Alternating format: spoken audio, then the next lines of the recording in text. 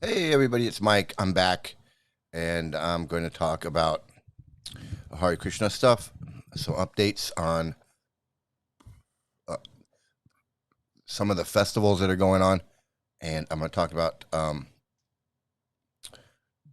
some other Krishna stuff.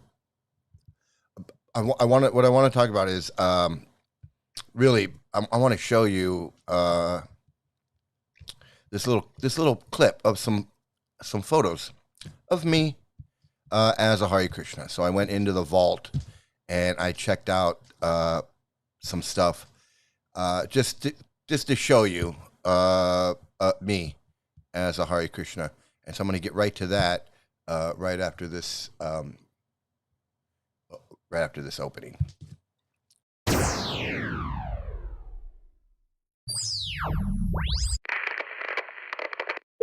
Hello. Hello.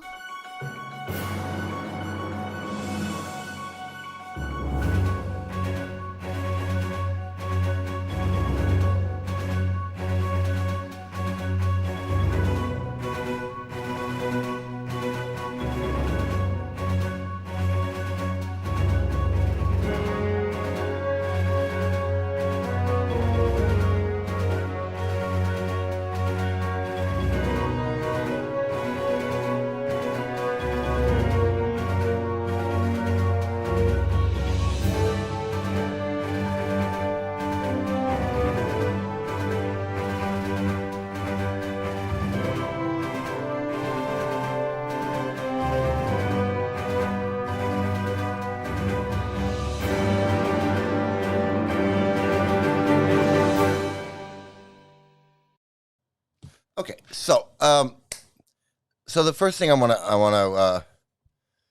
play is a clip. I'm gonna start with this clip, and I'm just gonna let this clip run for just a.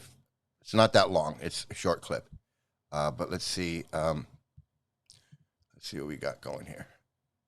So this is a clip of this Gora Hari Das, uh, who on the screen he's Lord Chaitanya's Grace Place, and he's got all his followers in there, and they call him Guru Maharaj, and they call him Guruji, whatever, Guru Dev, whatever they call him, Guru.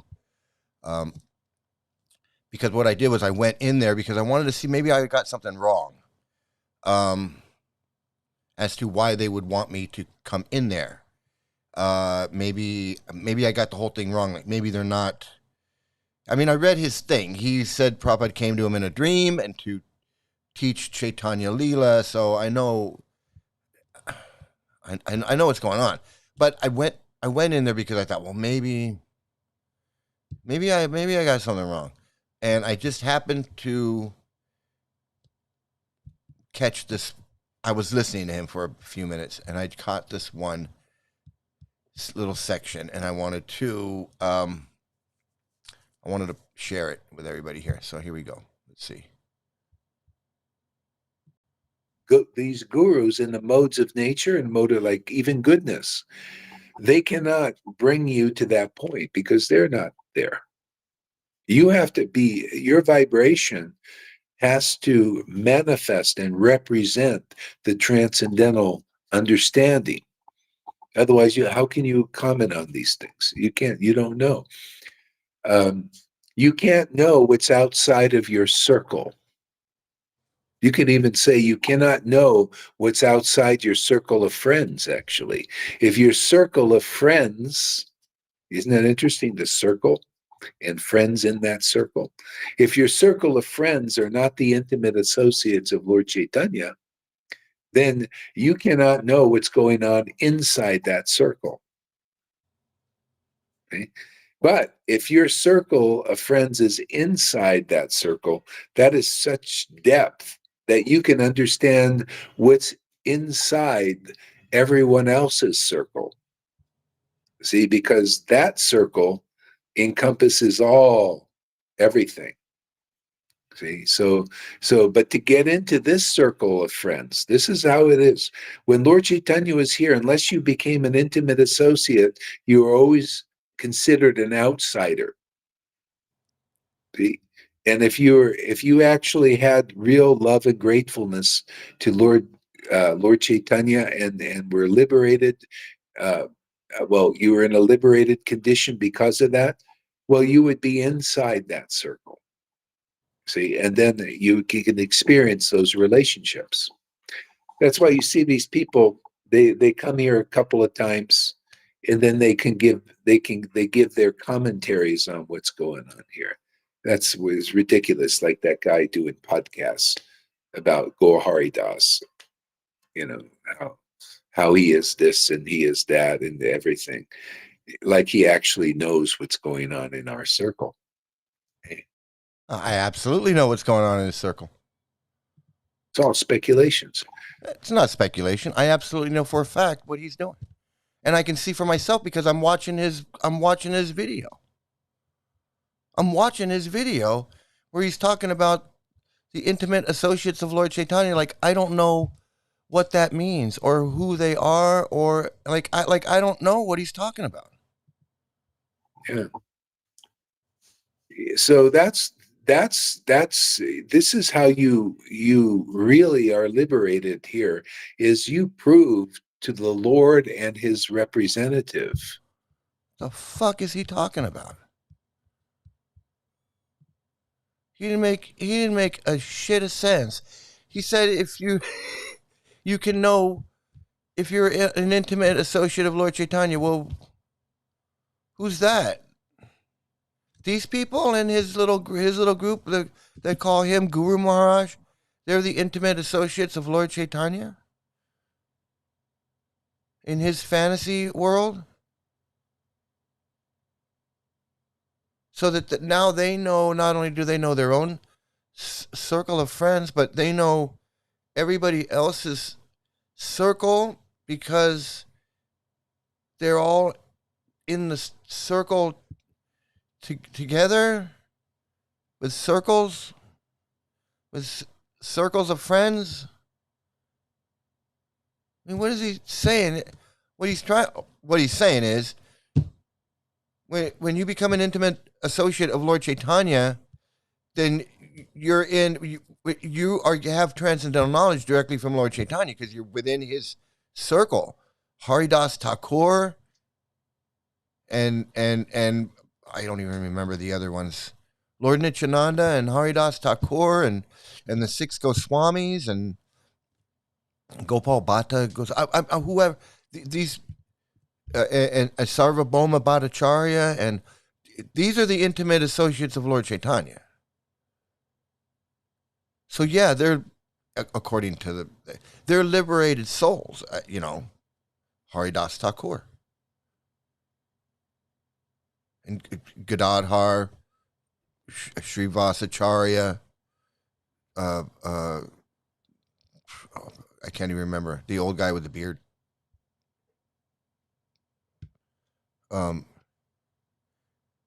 Advaita Acharya, all of these guys, right? Advaita Acharya and Gadadhar and all these Rupa Goswami, and these are the intimate associates of Lord Chaitanya.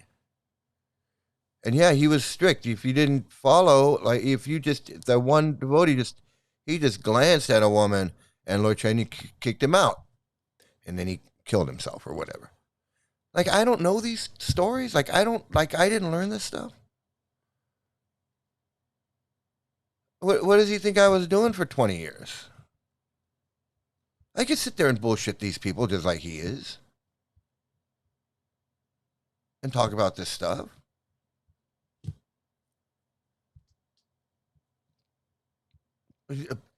This guy doing podcasts. No, I'm Sri Mukunda, you dickhead. If you're Gaura Haridas, then I'm Sri Mukunda. Who the fuck are you? Because Prabhupada came to you in a dream? You think you're Gaura Haridas? And you're an intimate associate? You think you're an intimate associate of Lord Chaitanya? Because Prabhupada came to you in a friggin' dream?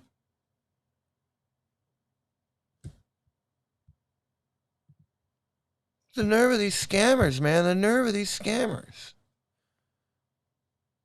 Like, dude, I was part of your scam. Like, how do you... How do you not think I know what you're doing? It just fucking blows my mind.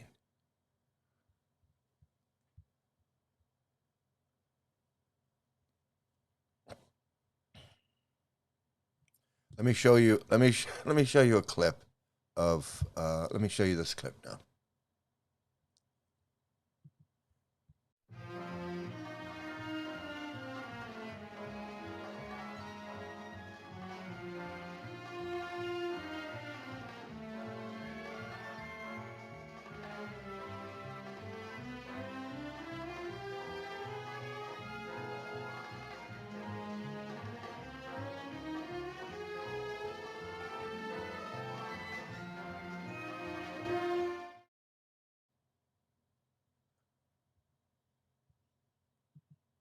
Guru Haridas is live on Facebook now. Why not ask him directly? I don't need to ask him. Ask him what? Ask him why he's scamming people? Why he thinks that he is some spiritual master guy? He doesn't want to hear that from me. Why doesn't he that's like saying, why doesn't he come in here to get deprogrammed? Why doesn't he come in here to get deprogrammed? He has no interest in being deprogrammed, and I have no interest in hearing his bullshit. The fuck? He's a scammer. He's a scammer freak. That's what I'm trying to say. He's a scammer. What am I going to ask him? I'm going to say, why are you scamming these poor people? Like, I'd say, who do you think you are saying that Prabhupada came to you in a friggin' dream? That's like me saying, I could say Moses came to, I mean, who the fuck? Prabhupada came to him in a dream? Seriously, man?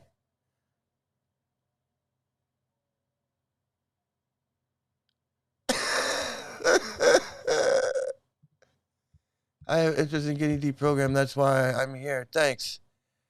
Yeah, I mean, that's why I do these, you know? I mean, the one guy came in here and said, hey, you know, I wish I'd found you sooner because my brother joined this fucking cult. And now he's in India milking a cow and he's got Dave Amrita Swami, that scammer, is controlling his life. Completely controlling this guy's life. And I said, man, I'm sorry. I wish wish you'd found me sooner. Now his brother's gone into this friggin' cult. Waste his life. Selling these stupid books. It's a friggin' shame. They all say the same thing. Their gurus came in a dream. Yeah, well, he has to say Prabhupada came to him in a dream because Prabhupada's gone. And Prabhupada didn't come to him when he was alive and tell him shit. Just like Prabhupada never came to me, tell me anything. Prabhupada's gone.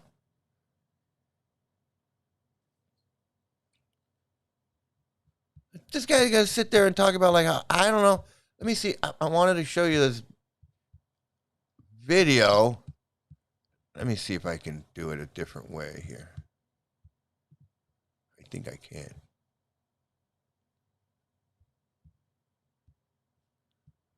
Let me see. Because people need to know. I'm just so I can know that people know. I ain't trying to shit nobody. I ain't trying to bullshit nobody. I ain't trying to pretend nothing. Okay, let me see. Can I do this? Okay. So that's me. So that's me in Vrindavan at the Krishna Balaram tree.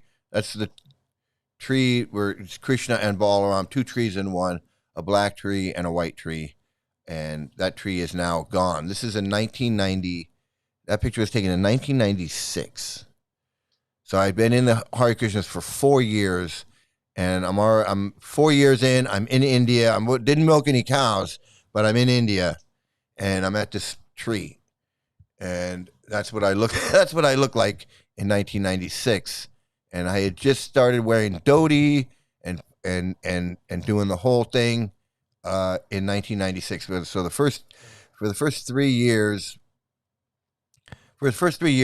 I wasn't wearing a dhoti, but I was chanting and I was going to the temple every day, and I was I was working at ITV. I was doing everything. My daughter was in the school. Everything was going on. And then in '96, when I went to India, is where I started where I wore tilak and beads and all that. I just never wore a dhoti. And then here I am in a dhoti. Here I am on the banks of the Jamuna River after getting stuck in like quicksand right there, and like freaking out because I thought I was gonna die in this quicksand. There's me in the Ganges, in the Ganga, however you want to say it, in the Ganga, in Rishikesh, in 2005, and I'm there, and I'm being a Hare Krishna I'm traveling around India at that point. At that point, I'm traveling around. Whoops.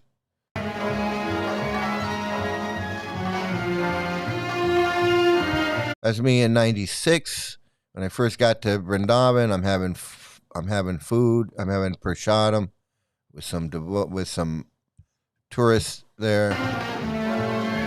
That's a picture that I took myself of Keshigat on the Jamuna in Vrindavan. That's me at I think Radha Gopinath Temple or one of those 7 temples of Vrindavan, and that's like in '96. Me at Radha Damodar Temple, I believe that's Radha Damodar Temple. It's me in Rishikesh in like 2009, maybe. No, I don't know, 2009. I'm not sure. And that's me with my daughter in Vrindavan in 2002. So I went like in '96, '97, and 2002, 2004, 2005, 2009. And when I'm there, obviously you can see I'm dressed up like a devotee. I got my beads. I'm being a Hare Krishna. I'm not there on well, I'm on vacation, but I'm I'm being a Hare Krishna. I'm going to the Mangal Artik. I'm going to class in the Krishna Balaram Temple. I'm visiting all the holy places and just doing all the whole Hare Krishna thing set up there. That's me I believe in '96, 96, 96 in Vrindavan. That's me in Deo Prayag. Again, I was traveling around India. I'm in Deo Prayag, up somewhere in the mountains, and I believe that's 2005, maybe 4. And again, that's me.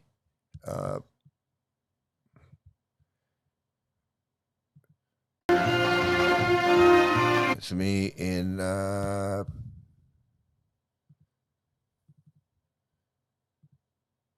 that's me at Barsana, where Radharani was born. That's me, and that's like '96. Let's see. Okay, so I'm not trying to brag or nothing, because I'm not saying I'm a guru. I'm not trying to say I'm some advanced spiritual leader. I'm not saying I'm any of that. For one, because that doesn't exist. That's all just mental concoction or whatever you want to say. So I'm not doing it to say, hey, I have all these credentials, but what I'm saying is this guy doesn't know what he's talking about. He doesn't think I know. Like I'm just some podcaster. I'm just some guy, some critic doesn't like cults. So I wanted to get that out of the way. I wanted to get that straightened out. That, dude, I know what I'm talking about. you know, we don't have to play this game. Uh, but I do want to show. Oh, let's see what's gonna. So let's see. To get deprogrammed out of this crazy stuff is hard. Yeah, it is. It is hard. It can be done. It can be done, but it is hard. I remember Radhakunda Das told me. He said, even if you could prove to me that Hare Krishna is all fake and phony, I would still do it because it's just so. And at the time, I didn't realize how dangerous this was with the child marriage and women are less intelligent and like to be raped and all of this stuff in the books and black people are ugly. I mean, I hadn't put it all together yet. You know, it was just pieces. So when he said I would, even if this was fake, I would still do it. It didn't hit me as hard as it hits me now because now I go, wow, I think, wow, you would keep doing this crazy, insane, dangerous, destructive bullshit, even even if you could prove it to you that it was fake and false because you like it. The women are less intelligent. The women like to be raped. The misogyny. You can smack your wife around. You can just leave your wife in the. You can just get married, have a kid or whatever, and you can just bounce out and go play Hare Krishna, no repercussions. And then once you become a guru, there's definitely no repercussions for anything you do. And here Radhakunda was the kind of guy who was, like I said before, he was the kind, not to say anything bad, but he felt like he could just become a devotee one day, and then if he wanted to go not be a devotee and do like all kinds of sinful things or things that he's not supposed to be doing, that's perfectly okay. And then whenever he comes back, he could just pick up where he left off, and that you can just turn it on and off whenever you want, which basically you can because it's all fake. It's all fake. So yeah, you can turn it on and off whenever you want. Difference doesn't make. It's not real. If it was real, 83-year-old gurus that have been doing it for 65 years would not be falling down. Niranjan would not be stressing out and saying, "Hey, I have to take a break from what? From traveling around the world, eating the nicest food, sleeping on a nice bed, people doing everything for you. Don't have, it's not like you're going to a 9 to 5 job or anything. This is supposed to be scientific, it's supposed to be transcendental bliss. Why are you stressed out? This shit makes no sense.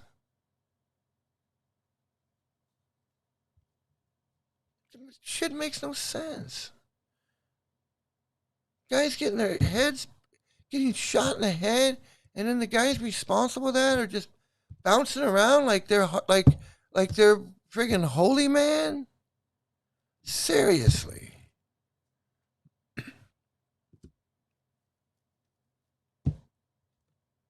Speaking of dancing around like friggin' holy man, look at these nuts.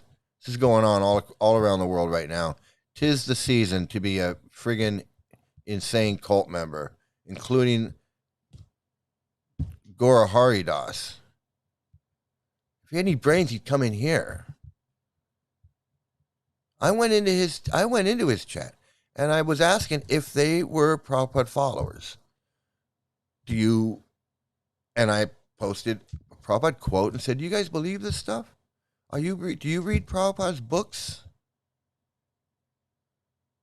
Do you know what's in there? What's going on?" And they didn't like that, and he said, "I'm kicking this guy out. Don't worry, I banned him or whatever." So they was blocking what I was.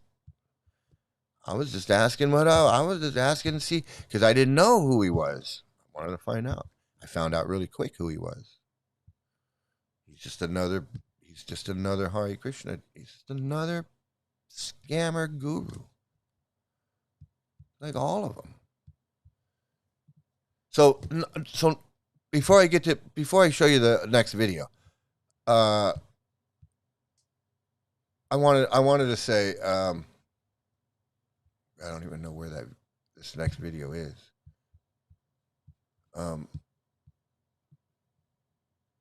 Okay, here it is.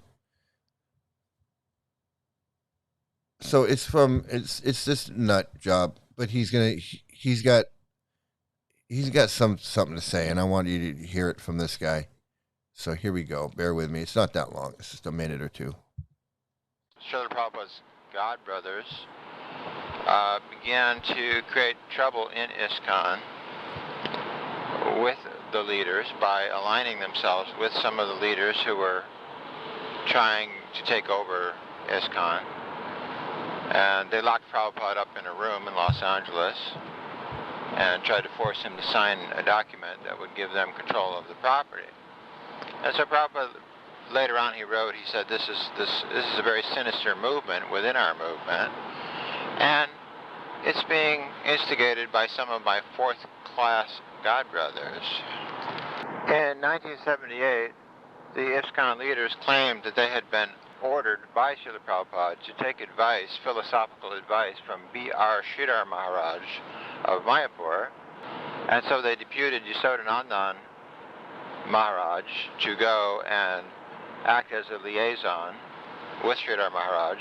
But when Sridhar Maharaj was told by Yasodhanandan that Srila Prabhupada had deputed him to be the philosophical guide for ISKCON, Sridhar Maharaj was very skeptical. He said, what? You know, when was this order made by Prabhupada? And why didn't Prabhupada ever tell me that I was supposed to be the guide for ISKCON after his departure? So it seemed a little strange to Yasodhanandan that Sridhar Maharaj himself had never been told by Prabhupada that he was going to be the living guidance. This is what he was called. Okay, so basically what he's saying is that when Prabhupada passed away, at some point the next year after Prabhupada passed away, the leaders of ISKCON stated that they were told by Prabhupada that Sridhar, one of Prabhupada's god brothers, was going to take over and be the spiritual guide for Prabhupada's movement.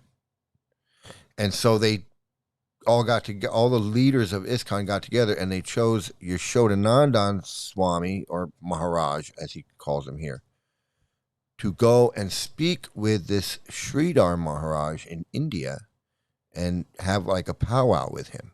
So Yasodhanandan, this is the same Yasodhanandan that I worked with for 10 years. So Yasodhanandan wasn't just some guy. Yasodhanandan was such a bigwig and was such a knowledgeable guy about the Krishna consciousness. Been around, been a Swami, was powerful, big book, just big money.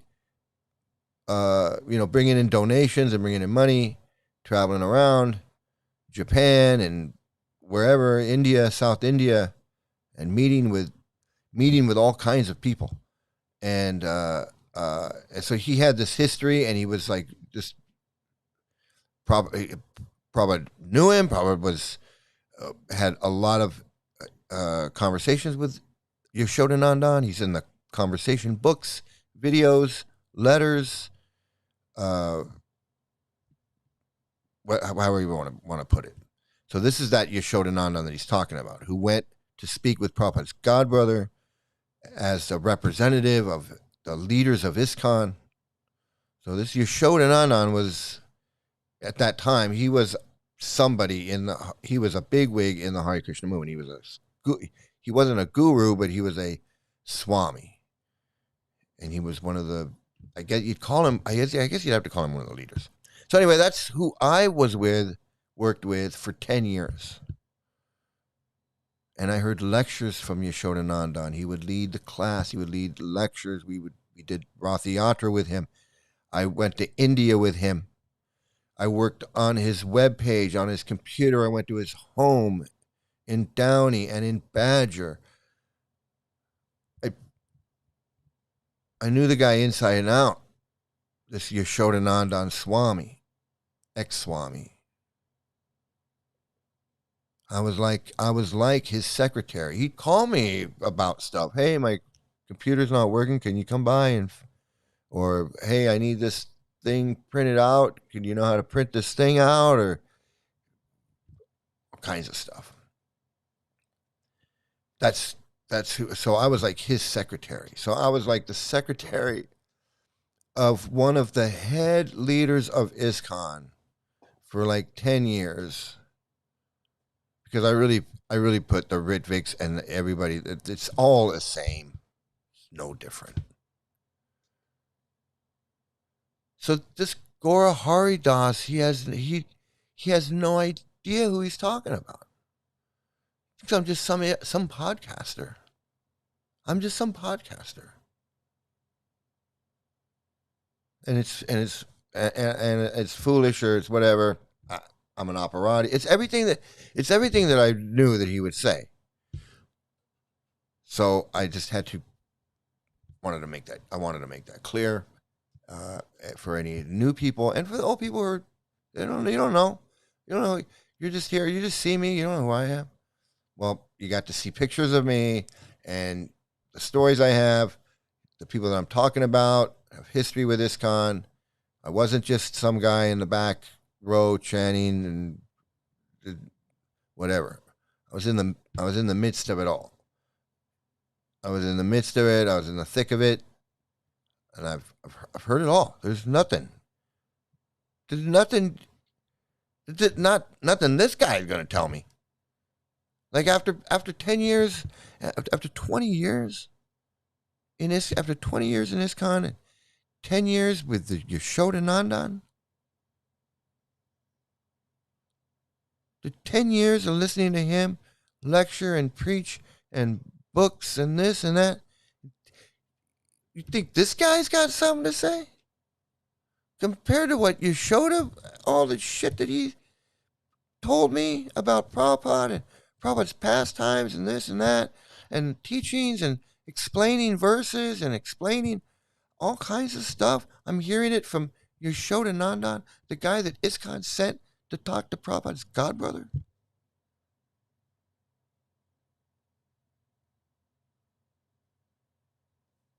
And this guy's got the nerve to sit there and talk about Sri Mukunda like what?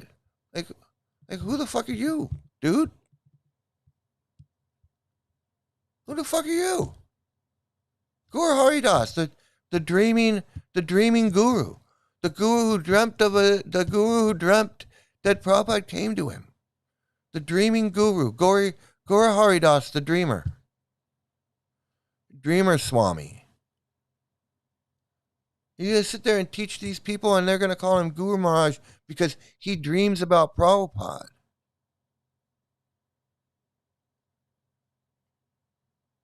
Dreamer Swami. Dreamer Ananda or something. Bhakti Dreamer Ananda. Because he dreams something, now he's going to sit there and teach it to a bunch of flunkies who think he's God's gift. Because he sits there and cries when he chants japa. He cries when he pays his obeisances to Prabhupada. He starts tearing up. He taught his disciples how to giggle and act like a blithering idiot when they're reciting Chaitanya Lita. Like that's some sign of spiritual advancement. It's just so ridiculous. It's so ridiculous, man. The nerve of this guy. The nerve of this guy. I'm not trying to. He's trying to be a guru and get followers and get worshipped and have people call him Guru Dave. I'm not trying to do any of that. I'm trying to warn people that don't let anybody try to convince you that they're guru and that they should be bossing you around or telling you anything or buying them airline tickets or buying them a laptop or letting them touch your kids.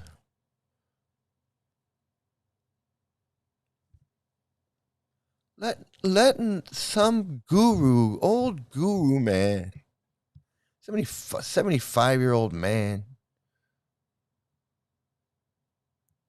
grope your 8-year-old daughter and just stand there and let him do that? Have his hands all over her, rubbing her and everything? It's disgusting. And these people just stood there and let him do it. You can watch it on my video. You can go back and watch it. It's fucking disgusting.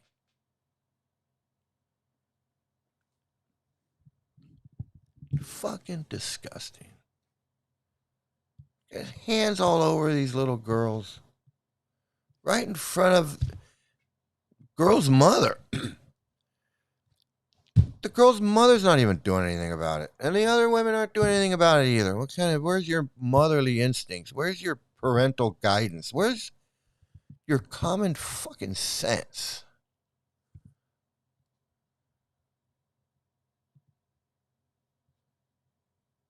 Here are these nuts in action at their big cult festival. It's going on all over the world. I don't know why.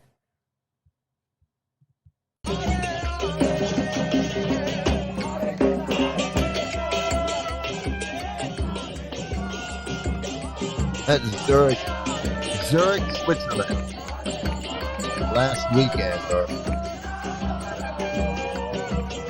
2 weeks ago or something.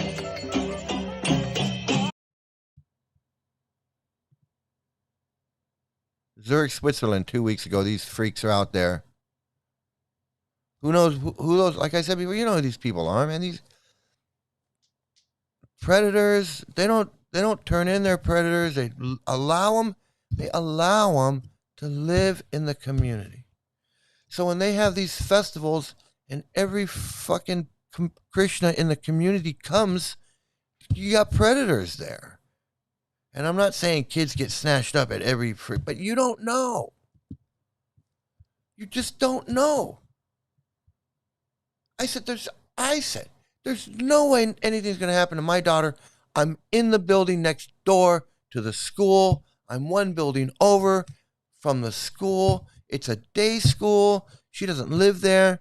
I drop her off in the morning. I pick her up in the evening.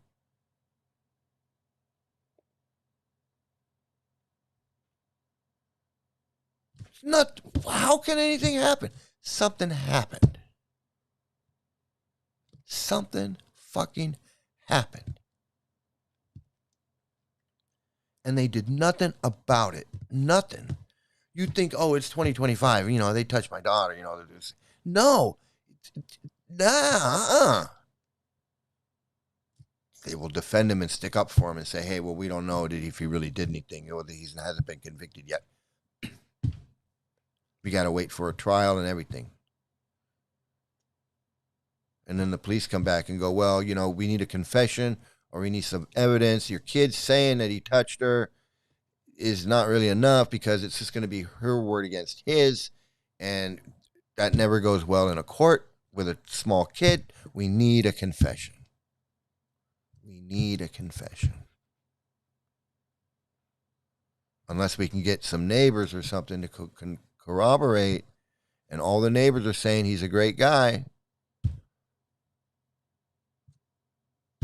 Well, there you go.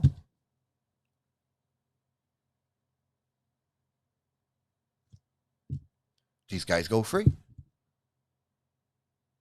And then they end up at these goddamn festivals. This one, New York City.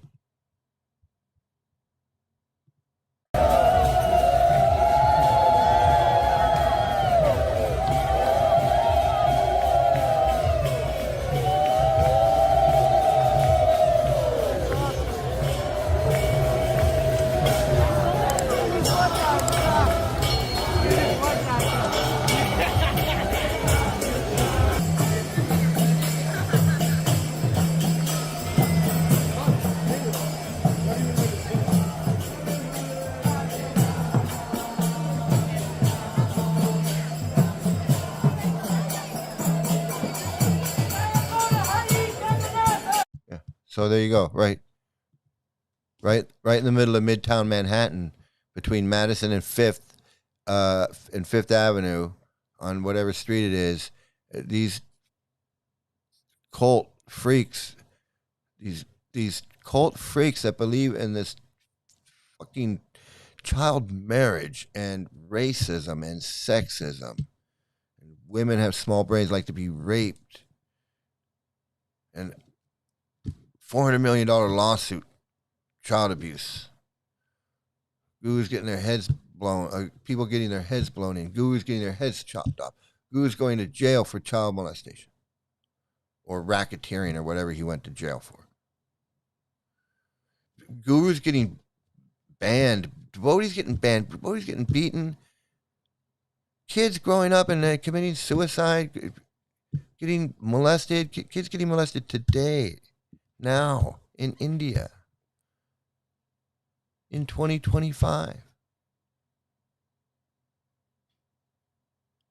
It's never stopped. The same people are in charge. The same people are in charge. And they let this cult travel down. They should say, hey, the city should at least say, hey, are the same people in charge that when you did the $400 million thing with the kids? And they go, yeah, same people in charge. Oh, well, then we're going to deny you your permit. Get some new leadership. I don't know, but what do you got to do? What? The city is no different than the temple president. Oh, well, there's nothing we can do. Hey, I know the guy touched your daughter, and I know she's in therapy, and the police have an investigation going. But there's nothing we can do. Hey, my hands are crossed. There's nothing we can do. Now, if he was smoking a cigarette or eating a hamburger, then maybe we could do something. But since he touched your daughter and he hasn't been proven guilty or even gone to court or anything, then there's really nothing I can do about it. These are the people that you have. These are the people that are in charge of this, of these parades and the whole organization. That's a dangerous organization. If you got a guy who's letting predators go free, who else is he letting go free? What else does he not care about? What other shit is going on? Narayan is smacking his wife around for 4 or 5 years. No one knows. His wife's covering up for him because she's afraid of him, or I don't know. I don't know what she's doing. It's not like it's 1950 and she got nowhere to go. It's 2019, 2018. She can, unless she burned all her bridges and her family don't want nothing to do with it. I don't know. I don't know the story. I don't know what's going on. But, 2018, if you're being abused, if you're a woman and you're being abused, or a man and you're being abused, or a child being abused, there's so many places where you can go to get help. I mean, you can just walk into a fire department. You can just walk into a police station. You can just walk into a library and go, hey, you walk into a pizza joint and go, hey, my boyfriend is beating the fuck out of me. Whatever. There's so many things you can do. She couldn't do anything. She stayed right with him. What am I going to do? I'm a Hare Krishna. He's a Hare Krishna. I'm in a cult. He's in a cult. He's smacking me around. The books say that I deserve it. What am I going to do?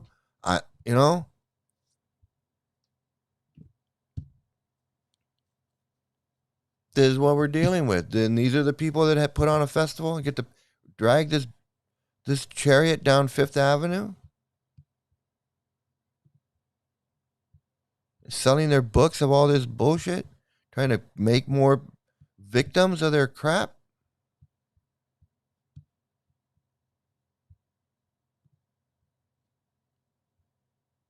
And we just let it go on because it's the freedom of religion. Hey, freedom of religion. Fuck the kids. Freedom of religion. So what if they're molesting kids and they don't turn molesters in and they let them go by and they, freedom of religion. Sorry, nothing we can do. Hands are tied, just like Temple President. Hands are tied. Nothing we can do. Everybody's hands are tied. When it comes to this fucking cult, everybody's hands are tied. Same thing with Scientology. Scientology can buy us. They can buy a street in the middle of Hollywood, a major street with a hospital on it. Oh, this is our street now.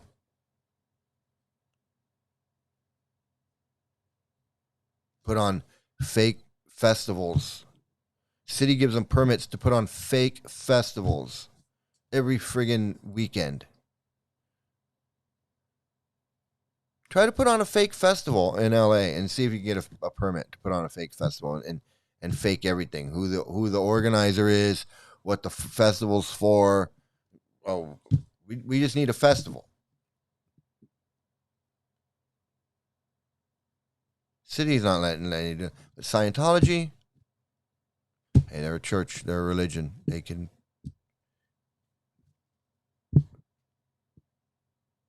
We gotta let them do what we gotta let them do their thing, even though they're human trafficking and all kinds of shit.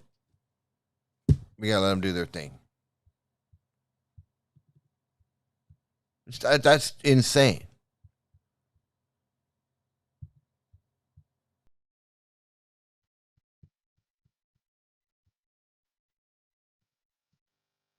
This is in Connecticut, like last weekend or something in Connecticut. Here they are, Hare Krishna cult members with there's a statue of the man himself who said all that shit about women, small brains, didn't give a shit about his kids. Wife was 11 years old. He was 22. That man right there, statue. I'm look, they're worshiping the statue of this creep. You think he's a holy man? He did something.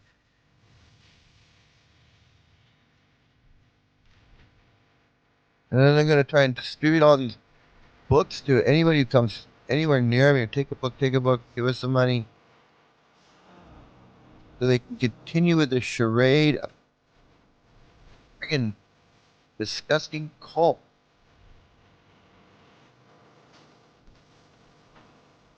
Guilt trips they use on you to back up a stupid claim. It's ridiculous. Yeah, it's like emotional. It's like an emotional blackmail.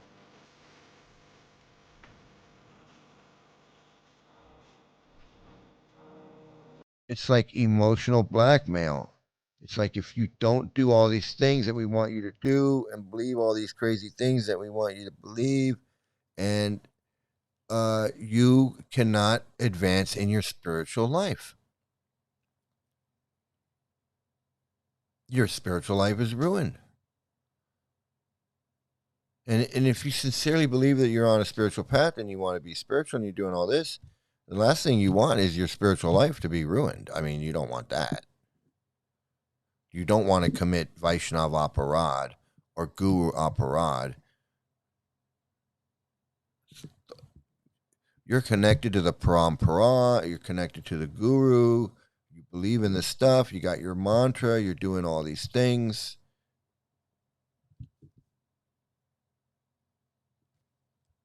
You don't want. You're invested. So they get you invested. You cut your hair. Got away from you rejected your parents, put your kids in a school, you did all these things to getting good, to get a guru so you could have your name, your spiritual name.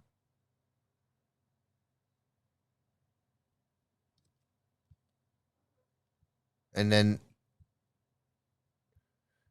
they're going to tell you, well, if you do this or you do that, or your karma and you're in Maya.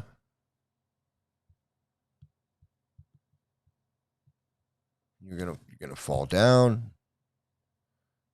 You're gonna end your spiritual life, and that's just like a temporary. That's just like a fall down. Like you crave a cigarette because you're a smoker, or you crave whatever, or you want to, want to go out on a date and maybe get lucky or something. It's just normal stuff. But no, you can't do that because that's going to ruin my spiritual life. It's going to totally ruin my spiritual life. And then I'll be back out there in the material world with all the drug addicts and all the dredges of society, and I'll be back drinking and smoking and shooting heroin, and I'll be robbing banks, and I'll be friggin' John Dunn. That's what they think. They weren't doing that shit before, but then they get in there and they become brainwashed, and they think, yeah, Krishna saved my life. I was such a horrible person. If I hadn't gotten into Hare Krishna, I'd probably be dead by now. I would have been, drinking and snorting and smoking and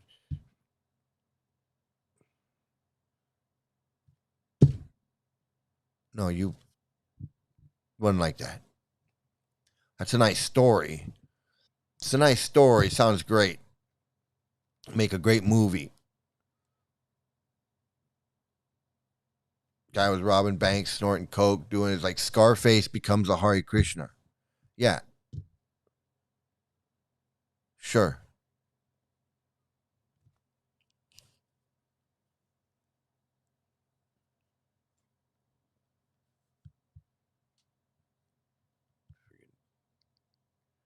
Freaking crazy. This is in the UK. This is in Leicester, or however you say it. I'm not British. I don't speak the Queen's English, King's English. So I don't know how you say it. Leicester, Leicester, Leicester. So yeah, this is them there. Here, let's hear a little bit. So as you can see, all the men happily dancing with each other, all the men dancing together, and the men over there, you can see the women are all dancing with the women because they don't mix together because it's bad. You might actually enjoy dancing with a woman. You can't be having that.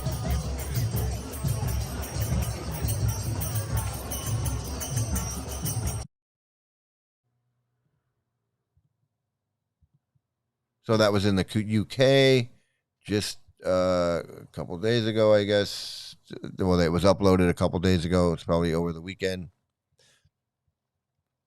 and they'll just gonna this thing's gonna just keep going on all over the world there, and I don't know. I'd like a stop to it, but what can you do? What can you can I can dream. I can dream just like Gora Haridas dreams of Prabhupada. So I can dream that one day we will put an end to this disgusting cult and this disgusting festival that does nothing but exploit Indians and everybody. But really the Indians, because the Indians come out and they go, "Oh, it's our festival," and then the Hare Krishnas go, "Oh, you should donate," and then they end up donating, giving books and whatever, and it's just a bunch of it's bullshit. Well, I joined when I was 30 and I was in for 20 years, and it was 20 years that I just wasted.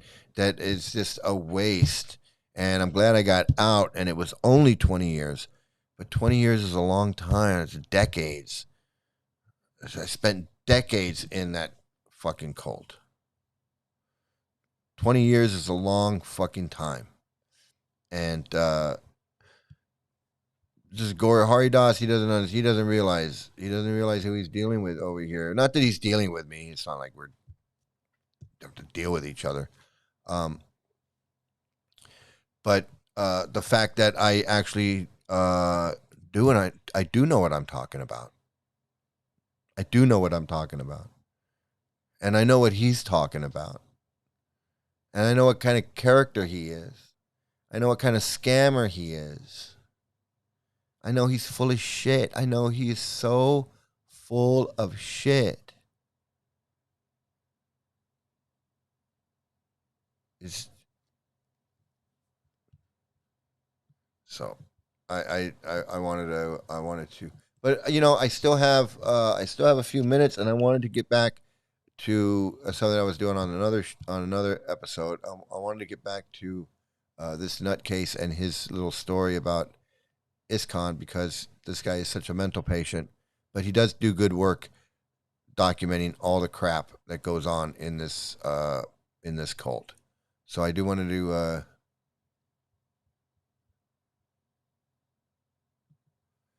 Do you know Brajendranan Nandanan? You know, that name sounds familiar. I do know devotees from Badger, because I knew a bunch of devotees that was 30 years ago. But I did know a bunch of devotees up there, and including Yashodanandan and Radhakunda Das and Krishna Kata, and I can't think of those other names. But there was a couple guys that lived. He ran the Guakula. You know what? No, I didn't. I don't think I knew him, but I did know. I did know. Actually, I took my daughter up there to Badger, and we were staying with Krishna Kata, and we took my daughter and her kids, and we went to somebody's house, and they were right on the river, and all the kids were swimming. We were all swimming in the river, and I don't even know whose house that was, but there were a bunch of devotees there, and all the kids were there, and they were all playing in the river, and I was there, and so I think maybe that might be the person that you're talking about. But anyway, I did know a lot of people up in Badger. Long story short. So let me see. Here we go with this. Let me see if I can get this going. So I want to just continue on with this. This is like a little side thing with this guy.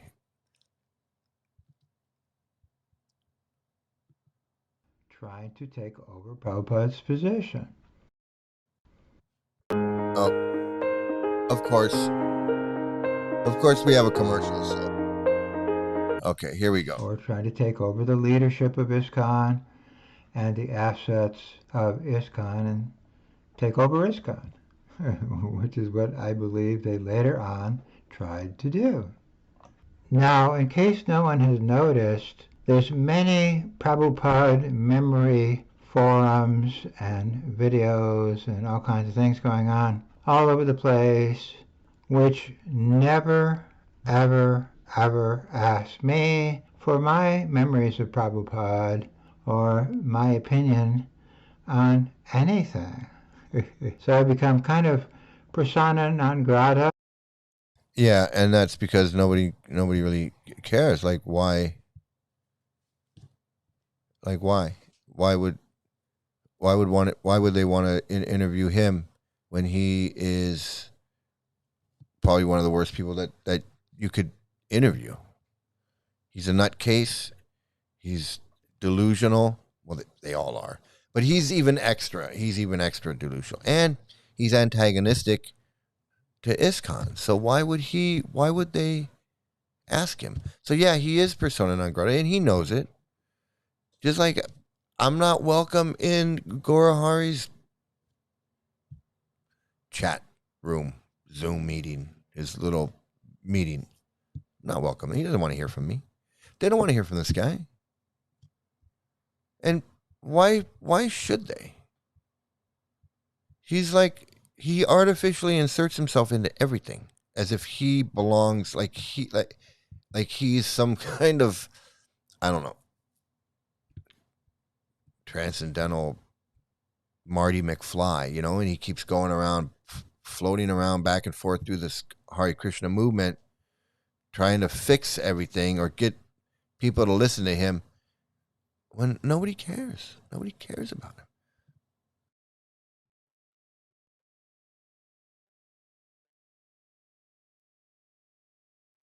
Understanding of Prabhupada does not coincide with their understanding, and for the most part, their understanding is that Prabhupada appointed successors, conditioned souls, as his successors. I simply do not believe he would do that.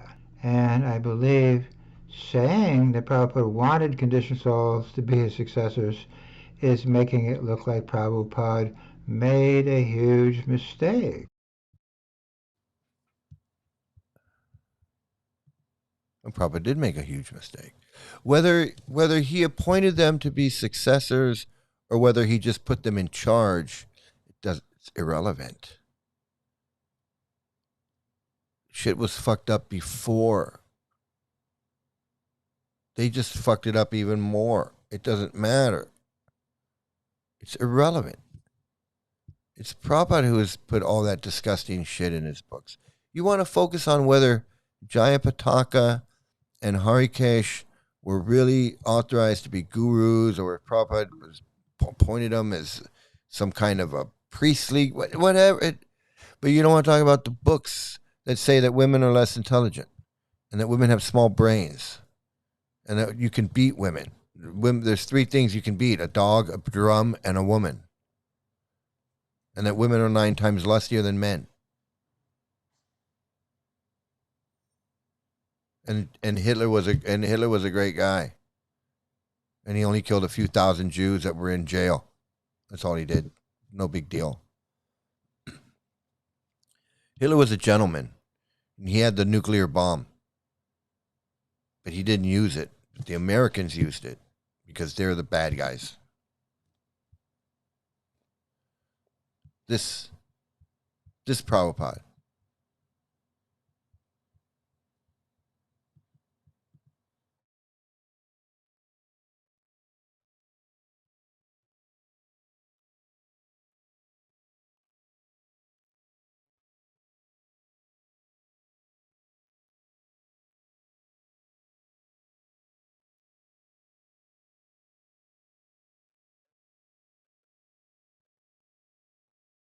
This yogi had a big table in front of his Vyasa seat. He had a giant seat, and people were coming up offering Marlboro cigarette packages to this guy.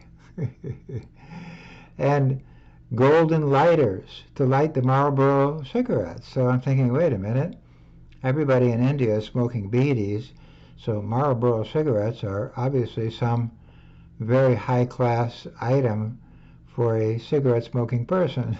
So these disciples were finding the best cigarettes they could find for their guru, who was obviously a cigarette smoking man. So I thought, wow, what is going on with these people in India? I thought these people in India were spiritually advanced, and the first thing I find is they're offering cigarettes to their guru.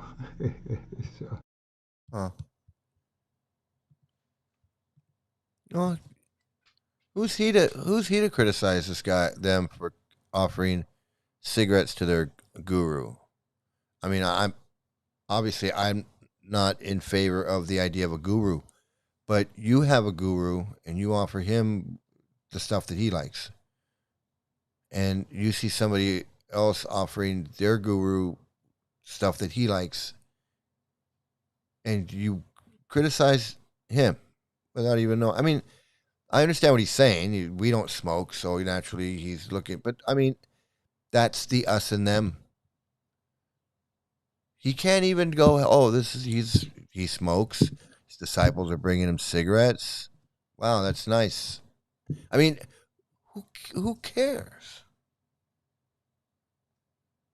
Who cares? Hare Krishnas.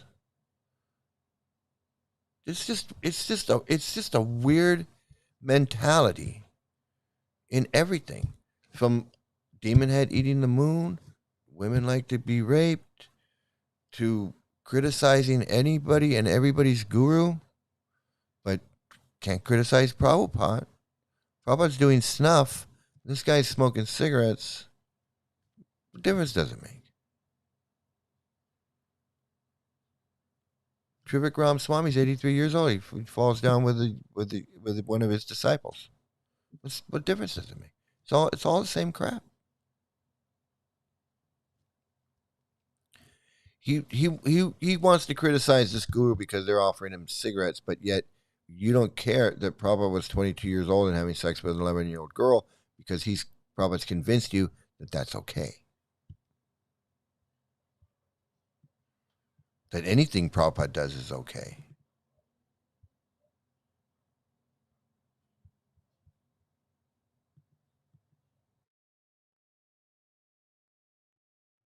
The spirituality of India, let's say, after seeing that right off the bat. Shortly after that, we were at another sadhu's location, and this sadhu was a silent yogi. He would not speak, and he hadn't spoken for 25 years, something like that. But he would write on a little chalkboard, bring me a cup of coffee, something like that.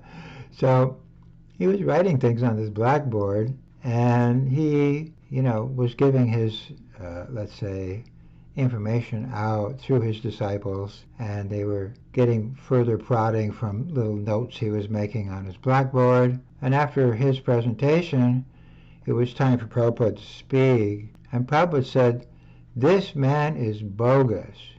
He is remaining silent, but when he wants something, he writes it on a blackboard. This is cheating. He's a big cheater. He wants this, wants that, wants the other. He's just like anyone else, except he's making pretend he's a big sadhu by being silent." And he just insulted this guy just to the quick. I mean, he just insulted this guy to.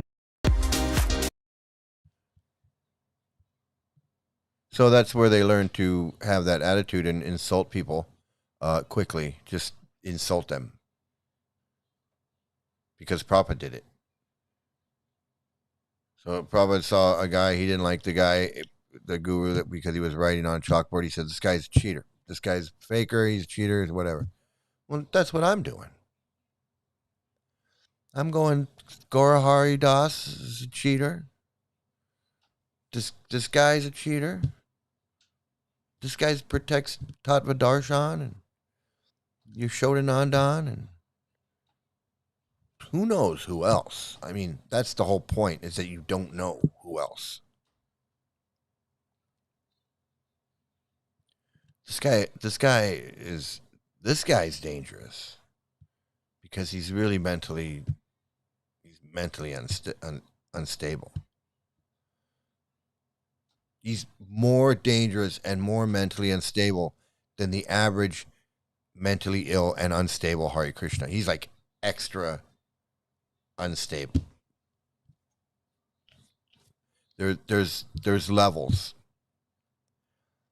There's levels of their mental illness. Some have a mild case, some are like just full blown in another world, schizophrenic. They're in another world. So this guy's at the dangerous point. He's like, and the thing is that he's always very critical of everybody, but he doesn't do anything. He doesn't follow anything. He doesn't have a temple. He doesn't follow any regular principles. He might say he does, but he doesn't. Who knows what he's doing? If he's even chanting, I don't even think he chants.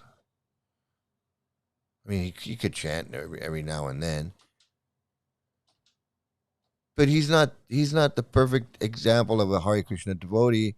So why are you criticizing other Hare Krishna devotees or anyone else that's doing anything? That was another thing that got me with these guys. It's like these guys that are living in the temple, they have a lot of faults as far as protecting predators, and not even faults, but they have a lot of issues going on with these guys that live in the temple. But they live in the temple and they're going through the charade of having a shaved head and getting up at 4:30 in the morning and going through the thing and then doing the book distribution and doing all that thing. Like, you can't even do that. You can't even fake that.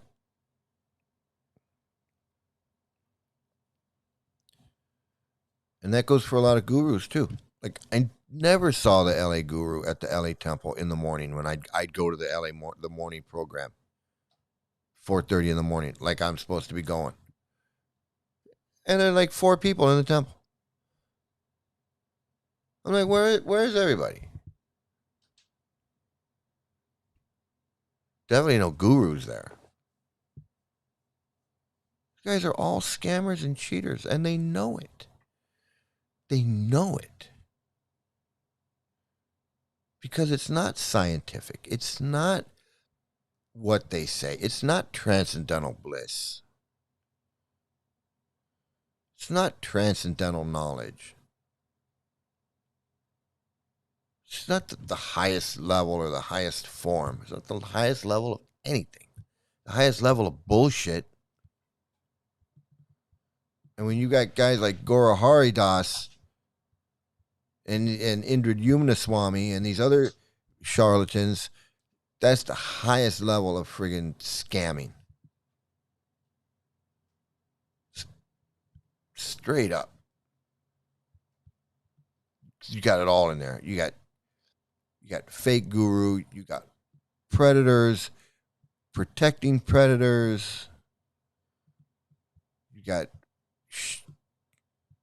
guys who can preach and distribute books and bring in new people that just keep perpetuating this disgusting cult. They go to these festivals and they preach to a whole crowd of people and distribute books. That's why they have these festivals. That's why they have these festivals, so they can spread the word. That's their big day to get people, are these festivals.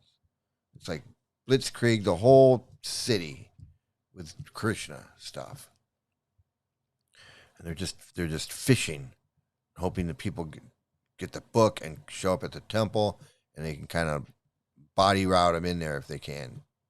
It's disgusting. I've seen it. I know exactly what's going on. And this Gora Hari Das is the same. He's no different. He's just doing it for him.